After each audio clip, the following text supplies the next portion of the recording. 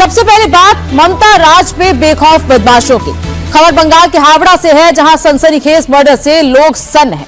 आज सुबह करीब 4 बजे हावड़ा के पीरखाना इलाके में बदमाशों ने 27 साल के मोहम्मद शफीक की हत्या कर दी। ताबड़तोड़ 6 राउंड फायरिंग की गई। मोहम्मद शफीक की मौके पर मौत हो गई और मर्डर की पूरी वारदात सीसीटीवी कैमरे में कैद हुई है। पुलिस जांच में जुट गई है और पुलिस को पुरानी रंजिश के चलते इस हत्या का शक है। तो ममता बनर्जी के राज में किस तरीके से बदमाश बेखौफ हो रखे हैं, उसकी एक तस्वीर सीधे तौर पर आप देख रहे हैं। किस तरीके से बदमाशों ने फायरिंग की, कई राउंड फायरिंग इस शख्स पर की गई और जिस शख्स की मौत हुई है इस पूरे घटनाक्रम में वो 27 साल का लड़का है, मोहम्मद शफीक उसका नाम है। तस्वीरें आपको विचलित कर सकती हैं, इसीलिए ये तस्वीरें ब्लर की गई है ताकि आपको ये तस्वीरें देखकर इस तरीके से ना लगे कि ये बहुत विचलित तस्वीरें हैं। और देखिए, कुछ लोग इंतजार कर रहे थे, पहले वहां पर जो लड़के से बहसबाजी हो रही थी, 27 साल का मोहम्मद शफीक है, और उसके बाद सीधे उसके सर पर फायरिंग की गई और बदमाश एक के बाद एक कई राउंड फायरिंग उस पर करते गए। पहले बातचीत हो रही थी और उसके बाद जैसे ही फायरिंग हुई मोहम्मद शफीक जमीन पर गिर गया और उसके बाद 3 से 4 बदमाश जो उसके आसपास थे उन्होंने एक के बाद एक कई राउंड फायरिंग की। 6 राउंड फायरिंग की गई और तब तक फायरिंग की गई जब तक मोहम्मद शफीक की मौत नहीं हो गई। तो ये पूरा मर्डर का सीक्वेंस भी आपको समझाएंगे किस तरीके से पूरा घटनाक्रम हुआ। दरअसल रमजान के चलते सुबह 4 बजे भी सड़क पर लोगों की भीड़ नजर आ रही थी। मोहम्मद शफीक सड़क पर खड़ा नजर आ रहा है, तभी उसके पीछे शर्ट पहना बदमाश पिस्टल निकालता है और सीधे उसके सर पर गोली मारता है। इसके बाद शफीक के सामने खड़ा शख्स भी पिस्टल निकालता है और उस पर ताबड़तोड़ फायरिंग करता है। आसपास मौजूद लोग अपनी जान बचाने के लिए भाग जाते हैं और खौफनाक वारदात को अंजाम देकर बदमाश भी वहां से आसानी से फरार हो जाते हैं। तो पश्चिम बंगाल से ये तस्वीरें सामने आ रही हैं, ये विचलित करने वाली तस्वीरें। किस तरीके से मोहम्मद शफीक पर एक के बाद एक कई राउंड फायरिंग की गई। पहले जिस बदमाश से वो बात कर रहा था मोहम्मद शफीक, उसने सबसे पहले उसके पीछे जो खड़ा बदमाश था उसने उसके सर पर फायरिंग की। उसके बाद जो उसके पास खड़ा बात कर रहा था फिर उसने उस पर फायरिंग की। यानी कि एक के बाद एक कई राउंड फायरिंग इस बदमाश पर की, मोहम्मद शफीक पर इन बदमाशों ने की। जो आसपास लोग खड़े थे वो वहां से अपनी जान बचाकर भागे और ये 2 बदमाश वहां पर किस तरीके से मोहम्मद शफीक पर एक के बाद एक कई राउंड फायरिंग करते हुए दिखाई दिए। जैसे वो जमीन पर गिरा तब भी वो वहां से नहीं भागे, उसके बाद भी कई राउंड फायरिंग की गई और ये मेक श्योर उनकी तरफ से किया गया कि उसकी मौत हो गई है। तो ममता राज में जिस तरीके से ये पूरा घटनाक्रम हुआ है, बदमाश वहां से आसानी से फरार भी हो जाते हैं, कोई उन्हें पकड़ भी नहीं पाता है। ममता राज में किस तरीके से ये सनसनीखेज मर्डर हुआ है उसकी तस्वीरें आप सीधे देख रहे हैं और ये पूरी घटनाक्रम सीसीटीवी कैमरे में कैद हुआ है। सुबह 4 बजे का वक्त है और बदमाशों के हौसले देखिए किस तरीके से बुलंद हो रखे हैं। सुबह 4 बजे इस तरीके की वारदात को अंजाम दिया जाता है और ऐसा नहीं है कि सुनसान जगह है, वहां पर कई लोग मौजूद थे क्योंकि रमजान का वक्त है। सुबह सुबह लोग सहरी करते हैं, वहां पर नमाज पढ़ने के लिए निकलते हैं, लेकिन उसी वक्त इस तरीके से घटनाक्रम को अंजाम दे दिया जाता है। जाहिर तौर पर अपने आप में कई बड़े सवाल खड़े करता है। ओंकार इस वक्त हमारे साथ जुड़ गए हैं। ओंकार, जिस तरीके से पूरा घटनाक्रम होता है, बदमाश वहां से निकल जाते हैं, उसके बाद फायरिंग तब तक की जाती है जब तक मोहम्मद शफीक की मौत नहीं हो जाती है। पहले तो इस पूरे घटनाक्रम को लेकर क्या अपडेट है, पुलिस ने अब तक क्या कार्रवाई की, क्या बदमाश पकड़े गए हैं, नहीं पकड़े गए हैं, इस पर एक बार जानकारी दे दीजिए। देखिए, जिन 2 बदमाश, इन दोनों बदमाशों को ये दोनों अभी तक हावड़ा पुलिस की तरफ से इन्हें जी ओंकार, बिल्कुल आपका ऑडियो सही नहीं आ रहा है, तो हम आपसे दोबारा संपर्क साधने की कोशिश करेंगे। लेकिन ये हावड़ा की तस्वीरें अब आपको दिखा रहे हैं कि किस तरीके से सनसनीखेज वारदात को अंजाम दिया गया। और इस वक्त की बड़ी खबर ग्रेटर नोएडा से आ रही है। लुक्सर गांव में दिन दिहाड़े हत्या को अंजाम देने वाले आरोपी को पुलिस एनकाउंटर के बाद गिरफ्तार कर लिया गया। बदमाश के पैर में गोली लगी है, उसे अस्पताल में भर्ती कराया गया। आरोपी के कब्जे से अवैध तमंचा, जिंदा कारतूस बरामद हुआ है। दरअसल मंगलवार को लुक्सर गांव में घर के बाहर ही नितिन नागर नाम के एक युवक पर गोलियां बरसाकर और चाकू से वार करके उसकी हत्या कर दी गई थी। ये वारदात उस वक्त हुई जब नितिन पेशी के लिए अपने घर से निकल रहा था। तभी पहले से घात लगाए हमलावर वहां पर बैठे थे, उन्होंने नितिन पर हमला बोल दिया। उसे न सिर्फ गोलियां मारी बल्कि उसका गला भी काट डाला। और घटना के 24 घंटे के अंदर ही पुलिस ने आरोपी मोनू का एनकाउंटर करके उसे अरेस्ट कर लिया है। आरोपी मोनू इस हत्याकांड को अंजाम देकर कहीं बाहर भागने की फिराक में था। जब पुलिस ने उसका पीछा किया तो आरोपी ने पुलिस पर फायरिंग कर दी। पुलिस ने जवाबी कार्रवाई में उसे गिरफ्तार कर लिया है। तो 24 घंटे के अंदर की पूरी कार्रवाई हुई है। वहीं जो आरोपी अभी भी फरार है, उनकी पुलिस तलाश कर रही है। तो कल ये युवक का मर्डर हुआ था, नितिन नेगी इसका नाम है, और नितिन जब अपने घर से निकल रहा था तब ही उसका मर्डर किया गया, उस पर गोलियां चलाई गई, उसका गला काट दिया और 24 घंटे के बाद ही पुलिस ने आरोपी का एनकाउंटर किया। और बड़ी खबर गाजियाबाद से आ रही है। गाजियाबाद के ग्रीनफील्ड स्कूल में तेंदुए के दिखने से हड़कंप मचा। तेंदुए को पकड़ने के लिए स्कूल के बाउंड्री में जाल लगाए गए ताकि तेंदुआ भाग ना सके। दावा किया जा रहा है कि तेंदुआ अभी भी स्कूल के अंदर ही मौजूद है। वहीं वन विभाग की टीम लगातार तेंदुए को पकड़ने में जुटी हुई। आपको बता दें कि आज 11वीं क्लास का एग्जाम था, लेकिन उससे पहले ही सुबह स्कूल में तेंदुआ देखा गया। तेंदुए के दिखने से इलाके में हड़कंप मच गया। सीसीटीवी फुटेज भी इसका सामने आया है, जिसमें तेंदुआ स्कूल में घुसते और निकलते हुए नजर आ रहा है। वहीं दूसरे सीसीटीवी में वो गली में टहलता हुआ दिखाई दे रहा है। तेंदुए के दिखने के बाद इलाके में हड़कंप मचा।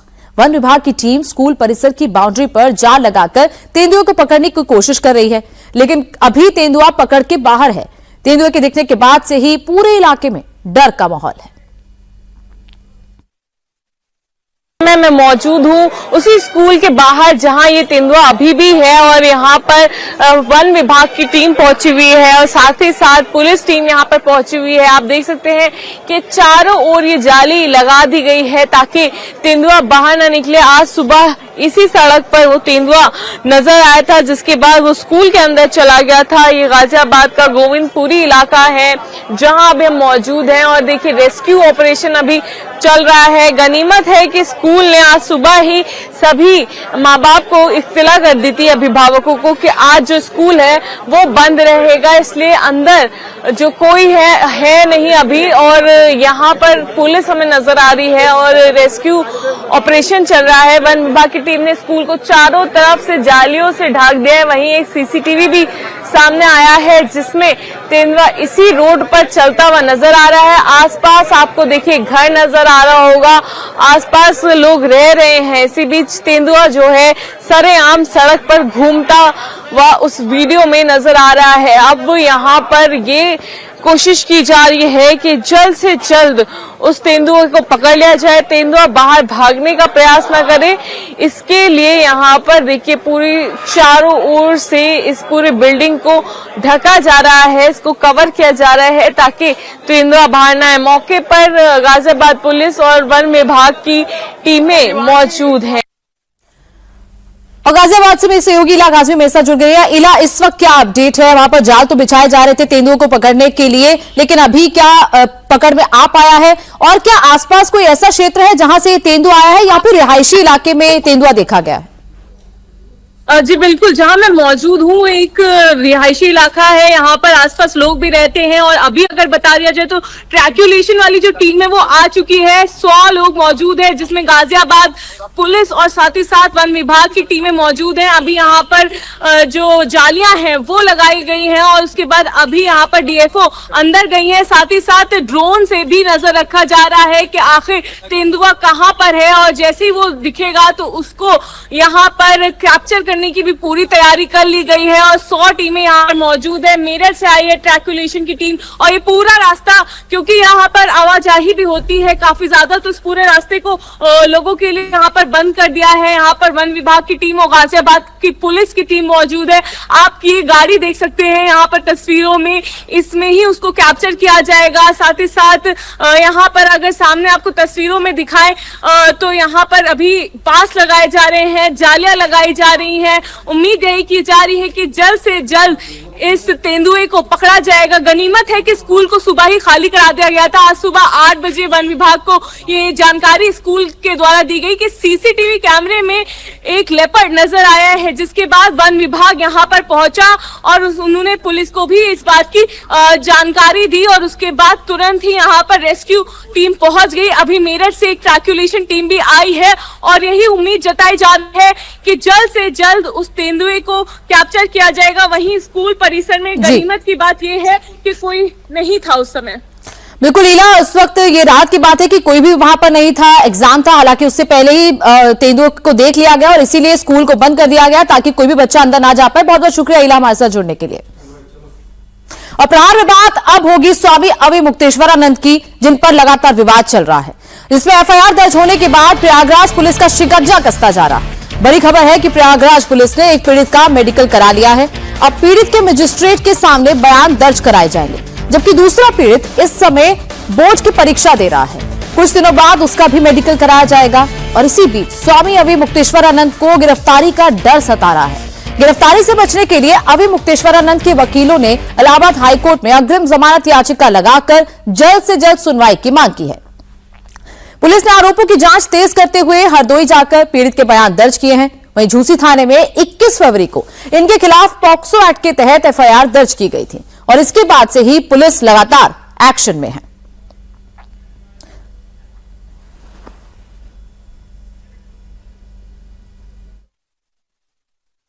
किसी को ये बात में जानकारी है कि कुछ बटुकों के साथ अन्याय अत्याचार हुआ है तो उनको छुपा के क्यों रखा है?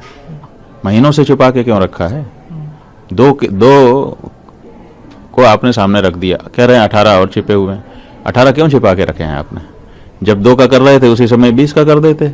अगर 20 के साथ कोई गड़बड़ी हुई है तो आप छुपा के क्यों रखे हुए हो इतने दिन तक? सबसे बड़ा सवाल ये है कि आपकी जानकारी में है, क्योंकि जब उन्होंने 2 को सामने कहानी बना के ले आए उसी समय से वो कह रहे हैं कि 20 और हैं। तो अब कह रहे हैं कि नहीं, अब 2 आ गए, 18 हैं। पहले तो कह रहे थे 20 और हैं, तो 18 और 20 में कैसे अंतर आ गया, ये बात है। और दूसरे, अगर आपकी जानकारी में है तो आपने उसी समय उनकी भी नालिश क्यों नहीं की? बचा के क्यों रखा है? इसका मतलब बताना पड़ेगा। वहीं आशुतोष महाराज ने भी एक बार फिर स्वामी अविमुक्तेश्वरानंद पर जमकर अटैक किया। आशुतोष महाराज ने स्वामी अविमुक्तेश्वरानंद को फर्जी और कुकर्मी बताते हुए कहा कि इन्हें शंकराचार्य बोलना सनातन का अपमान है। आशुतोष महाराज ने कहा कि वो बटुकों को न्याय दिलाकर ही रहेंगे, चाहे उनकी हत्या ही क्यों ना हो जाए। व्यक्ति को, कुकर्मी को शंकराचार्य बोलना एक सनातन के लिए बहुत बड़ा अपमान है और माननीय सुप्रीम कोर्ट के आदेश की अवहेलना है। इसको शंकराचार्य कहना बंद करो, ये फर्जी कुकर्मी है। अब ये कहीं नहीं बच पाएगा। ये कभी यूपी गवर्नमेंट की पुलिस पर आरोप लगा रहा है। मैं तो कहता हूं तुम कांग्रेस की सरकार जहां है, तुम्हारी पार्टी, जो तुम जिस पार्टी के गुरु हो, उस पार्टी की सरकार की पुलिस से तुम जांच करा लो, वहां से भी नहीं बचोगे। और मैं कह रहा हूं विश्व में सबसे बड़ी जहां बताते स्कॉटलैंड पुलिस बताया जाता है, अब वहां से जांच करा लो, वहां से भी नहीं बच पाओगे। इतने पर्याप्त सबूत, ऐसे साक्ष्य हम दे चुके। मेरे ऊपर आरोप हैं, आप बता रहे हो, इतनी बड़ी सूची फर्जी बना दी आपने, थाने की मोहर तक लगा दी आपके शिष्यों ने आपके खिलाफ। 18 फरवरी को थाना, उसी थाना कांडला में जिसके मुकदमे बता रहे, मुकदमा दर्ज हुआ ना, उसमें गिरफ्तारी के लिए पुलिस दौड़ रही है ना। तो आज मैं यहाँ बैठा हूं तो निर्दोष माननीय न्यायालय ने मुझे माना है, जब भी तो बैठा हूं। आपके कहने से घबराना नहीं हूंगा, मैं न डरूंगा, मैं उन बटुकों को न्याय दिला के रहूंगा। वह इस पूरे विवाद में स्वामी अविमुक्तेश्वरानंद आर पार की लड़ाई के मूड में है। कल उन्होंने मीडिया के साथ एक तस्वीर शेयर की। इस फोटो में प्रयागराज के additional police commissioner Ajay Pal Sharma और आशुतोष ब्रह्मचारी दिख रहे हैं। देखने से ये फोटो पुरानी लग रही है, जिसमें अजय पाल शर्मा केक काट रहे हैं और आशुतोष ब्रह्मचारी उनके साथ खड़े हैं। अब स्वामी अविमुक्तेश्वरानंद ये पूछ रहे हैं कि जिस आशुतोष ब्रह्मचारी पर 2 दर्जन से ज्यादा केसेस हैं, जो खुद एक हिस्ट्री शीटर है, वो एक आईपीएस अफसर के साथ आखिर क्या कर रहे हैं? सुनिए उनकी पूरी बात। 18 तारीख की शाम को ही ये व्यक्ति कहां से सक्रिय हो जाता है, इसके पहले इसका नाम तक हम नहीं जानते हैं। ये सक्रिय हो गया, किसने सक्रिय कर दिया? अजय पाल शर्मा वहां पर ड्यूटी पर है और वो शामली में पहले लंबा समय तक कायम कर चुके हैं और वहीं से इनकी दोस्ती हो चुकी थी। अब वो 18 तारीख की शाम को ही ला दिया जाता है कि भाई आओ तुम अब जरा हमारे लिए खेलना शुरू करो। मुकदमा किया। अब मुकदमा ऐसा था कि उसके लिए सड़क का मामला था, फुटेज सब आजकल रहती ही है, लोग वीडियो भी बना लेते हैं, हर आदमी के पास मोबाइल रहता है, सीसीटीवी फुटेज है। और हम आप लोगों के कैमरे के सामने ही उस दिन पूरे दिन बैठे थे, पूरी रात बैठे थे, इसलिए मामला बन नहीं रहा था, पुलिस ने दर्ज नहीं किया। जिस अधिकारी की बात की जा रही है वह अधिकारी मेरे जिले जनपद का शामली में जब मैं रहता था तो वहां के कप्तान रहा करते थे। हाँ मानता हूं इन्होंने अच्छे एनकाउंटर किए हैं और बहुत अच्छे वहां पर काम किए हैं, पर व्यक्तिगत मेरे मामले में मुझे जेल भेजने का काम सपा सरकार में इसी अधिकारी ने किया था। तो ऐसे अधिकारी के साथ मेरे संबंध हो सकते हैं? कभी नहीं हो सकते हैं। खैर उस मुकदमे में मुझे माननीय हाईकोर्ट ने और अमान्य न्यायालयों ने मुझे दोष मुक्त कर दिया है, परंतु यह फोटो एआई के द्वारा फर्जी और एडिट किया हुआ फोटो है। मेरा इस फोटो से कोई लेना देना नहीं है, ना ही अधिकारी से लेना देना है। वही इस पूरे मामले पर और अपडेट के साथ हमारी उत्तर प्रदेश की ब्यूरो चीफ रुचि कुमार जुड़ गई हैं। रुचि, जिस तरीके से पूरा मामला लगातार खिंचता जा रहा है, आशुतोष महाराज जहां एक तरफ अभय मुक्तेश्वरानंद पर आरोप लगा रहे हैं, वही अभय मुक्तेश्वरानंद कह रहे हैं कि आशुतोष महाराज वो फर्जी है, लेकिन इस पूरे मामले पर गिरफ्तारी का डर तो अभय मुक्तेश्वरानंद को भी सता रहा है। उन्होंने भी हाईकोर्ट का रुख कर लिया है, यानी कि उनको लगता है कि इस मामले में गिरफ्तारी हो सकती है। बिल्कुल, जो धाराएं लगी हैं, जो एफआईआर हुई है उसमें पॉक्सो एक्ट है और बाकी जो धाराएं हैं उसमें आजीवन कारावास तक हो सकता है।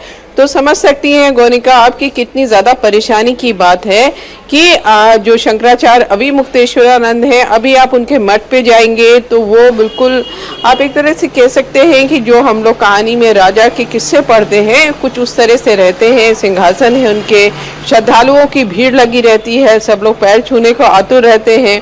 दिन में 3-4 बार वो पूजा करते हैं और बड़ी तादाद में उसमें श्रद्धालु शामिल होते हैं। दिन भर जो पॉलिटिकल पार्टीज हैं उनके नेताओं के आने का दौर लगा रहता है और अगर वो उनको सजा होती है तो उनको जेल जाना पड़ेगा। तो काफी ज्यादा मठ में परेशानी भी है इस बात को लेकर कि अगर ये सब आरोप पुलिस आती है, जांच करती है, बयान लेती है और अगर गिरफ्तारी हो जाएगी तो जेल जाना पड़ेगा। हालांकि वो कह रहे हैं कि हम बेकसूर हैं, लेकिन धाराएं तो लगी हैं, आरोप तो है ही और जो कोर्ट का जो कानूनन पूरी प्रक्रिया होती है वो उसका तो पालन होगा ही। तो घबराहट है, लेकिन अभी उनके मठ में दिन भर लोगों का तांता लगा रहता है। बिल्कुल रुचि जी, घबराहट तो है ही। बहुत बहुत शुक्रिया हमारे साथ जुड़ने के लिए, लेकिन देखना होगा कि आखिर स्वामी अभय मुक्तेश्वरानंद के मामले में पुलिस आगे क्या कार्रवाई करती है। वहीं प्रहार में अब बात योगी सरकार में मंत्री रविंद्र जायसवाल के विवादित बयान की।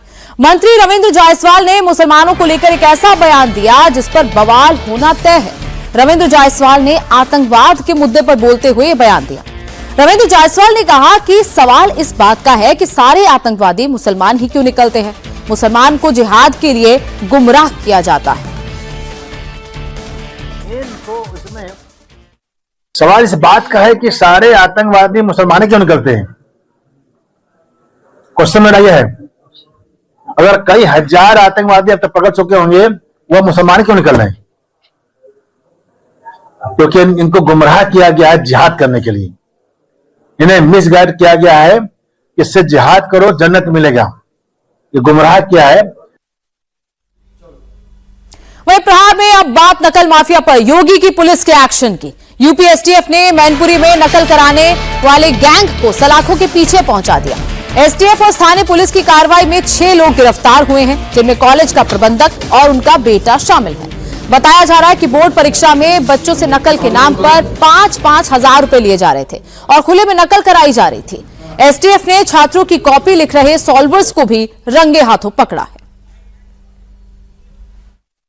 6 लोगों को स्कूल परिसर से बाहर चीटिंग करते हुए पकड़ा गया है। ये ऑपरेशन जो है मैनपुरी पुलिस की बेवर थाना व एसटीएफ के संयुक्त नेतृत्व में हुआ है और मौके पर डीआईएस और एसडीएम को भी बुलाया गया था। उन लोगों द्वारा जो है सारे कार्रवाई ज्वाइंटली किया जा रहा है। नकल माफिया पर अब प्रशासन बड़े एक्शन की तैयारी में है। डीआईओ इस मामले की जांच कर रहे हैं। एसडीएम ने पूरी कार्रवाई पर क्या जानकारी दी, आइए आपको सुनाते हैं।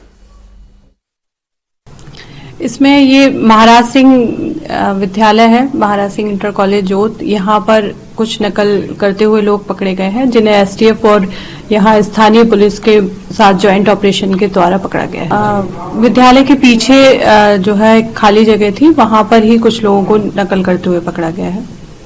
नकल के कॉपियां लिख रहे थे। इन पे एफआईआर दर्ज कराई जा रही है। बाकी और भी डीआईओएस के माध्यम से इन पे जो भी कार्रवाई की जा रही है। और अगली खबर बिहार के नालंदा से है, जहां हिंदू बारात में मस्जिद के सामने जमकर पत्थर बरसे हैं। 50 से 60 की भीड़ ने जमकर उत्पात मचाया। हिंदू बारात में डीजे की आवाज को लेकर पहले विवाद हुआ और भीड़ लाठी डंडे लेकर तांडव मचा रही थी। बारातियों पर हमला किया गया, पत्थरों की बारिश होने लगी और मौके पर मौजूद लोगों के मुताबिक अचानक से भीड़ ने अटैक किया। बड़ी संख्या में ईंट पत्थर लेकर आए उपद्रवियों ने पथराव कर दिया और वहां पर जमकर उत्पात मचाया। मस्जिद के अंदर की ओर से पत्थर चल रहा था। कितने लोग होंगे चलाने वाले करीब? सर भीड़ में जब पैनिक हो जाती है स्थिति तो देख नहीं पाते, लेकिन एक नजर देखे तो लगा जैसे कि एकदम भीड़ हुजूम में पूरा 20-50 की बहुत 50-60 की संख्या में थे। क्या लग रहा था, अचानक हुआ कि पहले से तैयारी था? वो तो तैयारी तो बस वो सब जब पत्थर चलाने लगा तो लगा कि पहले से ही तैयारी था। किस लिए किया ये लोग हमको क्या पता, हम तो डीजे ला रहे थे, महिला लोग थी वहां पर बस एंजॉय कर रहे थे, क्योंकि वहां पे एक पीपल का पेड़ पूजा पाठ करने के लिए रुके, फिर वहां पर थोड़ा सा डांस वगैरह हो रहा था, तो उतने में वो लोग पत्थर चलाने लगे।